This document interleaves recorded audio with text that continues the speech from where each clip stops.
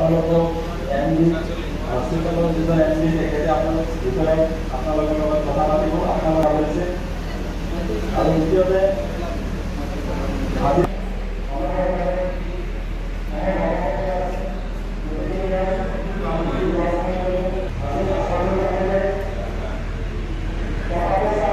Husband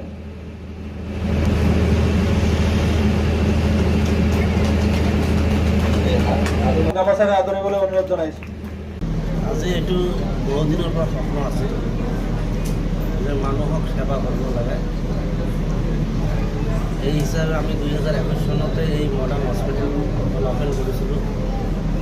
open কৰাৰ পিছত হয়তো আমাৰ কিছুমান ইনফেকচাৰৰ প্ৰব্লেম আছে, তাৰ ফলত আমি বস্তুটো বন্ধ কৰি ৰাখিছিলোঁ। বন্ধ কৰাৰ পাছত আমি চিন্তা কৰি আছোঁ কেনেকৈ আগবাঢ়ি যাম, মানুহৰ সেৱা কৰিব পাৰিম।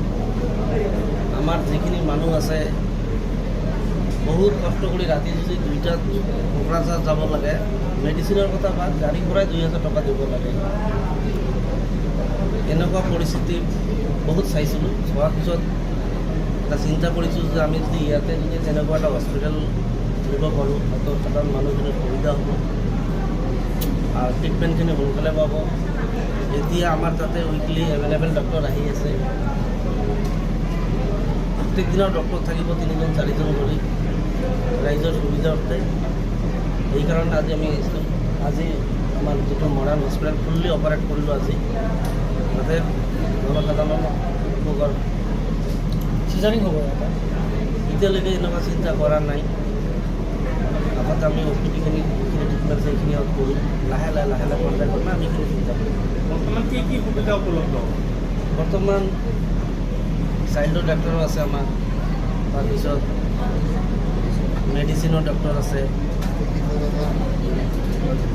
24 আৱাৰ ইমাৰ্জেঞ্চি ডক্টৰো আছে। লেবৰেটৰী আছে আছে, চব আছে। যিমানখিনি ইনষ্ট্ৰুমেণ্ট লাগে মানে চিটি স্কেনিঙৰ বাহিনী চবেই আছে।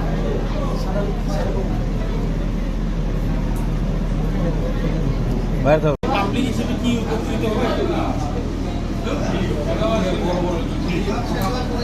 আজি মডাৰ্ণ হস্পিটেল ইয়াতে উদ্বোধনী হ'ল। আমি নথৈ আনন্দিত। লাচিপাৰা চাব চেণ্টাৰত বহুদিনীয়া এটা সমস্যা আছিল। হস্পিটেল চৰকাৰীভাৱে আছে যদিও ইমান পৰ্যাপ্ত সুবিধা নাই, গতিকে ইয়াতে প্ৰাইভেট হস্পিটেলৰ প্ৰয়োজন আছিল। এতিয়া আজিৰ পৰা ইয়াতে ষ্টাৰ্ট হ'ল, সকলো ধৰণৰ সুবিধা ৰাইজে পাব। মই এই হিচাপতে আমাৰ সমূহ লাচিপাৰাবাসী ৰাইজক অনুৰোধ জনাইছোঁ, আপোনালোকে এবাৰ হ'লেও এইখন হস্পিটেলত পদাৰ্পণ কৰিব আৰু হস্পিটেলত ভাল ডক্টৰ আছে, তেখেতসকলৰ পৰামৰ্শ ল'ব বুলি মই আশা ৰাখিছোঁ।